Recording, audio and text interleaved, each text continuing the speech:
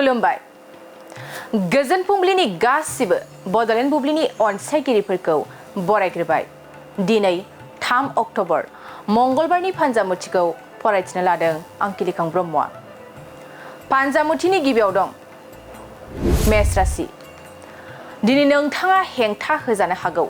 मावनो लानाय खामानिखौ मावनो थांनायाव नोंथांनाव दिनै गोबां हेंथा वृष राशि नोंथाङा दिनै सान्थियै थानो हागौ गोसोनि साननायफ्रा जाफुंनायाव नोंथाङा दिनै गोसोखौ सान्थि मोनगोन मिथुन राशि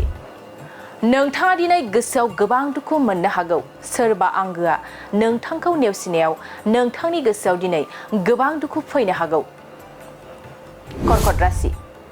दिनै नोंथाङा जौगानो हागौ नोंथाङा साख्रि मावनायब्ला नोंथांनि साख्रिया दिनै देरनो हागौ सिंह राशि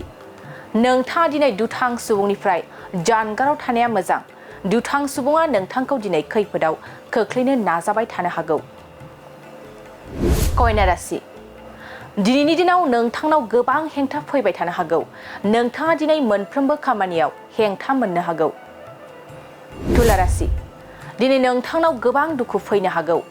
माबा मोनसे जाथायनि थाखाय नोंथांनाव दिनै गोबां दुखु फैनो हागौ वृश्चिक राशि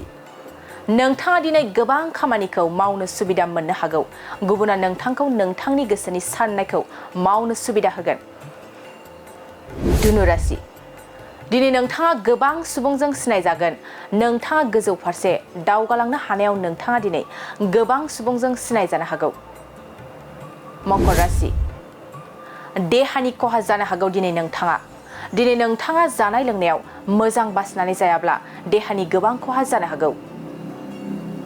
कुम्भ राशि नोंथाङा दिनै गोबां खस्थ' मोननो हागौ गोबां खामानि दामानिफोरखौ नोंथाङा दिनै हारसिंनो मावफुंजोबनो गोनां जानो हागौ मीन राशि दिनै नोंथाङा मोजां सोलोंथाइ लानो हागोन जायखिजाया बिथिङावनो नोंथाङा दिनै गोबां सोलोंथाइ मोननो हागौ दिनै सानसेनि राशि फरायथिनायाबो एसेनोसै आसा खालामो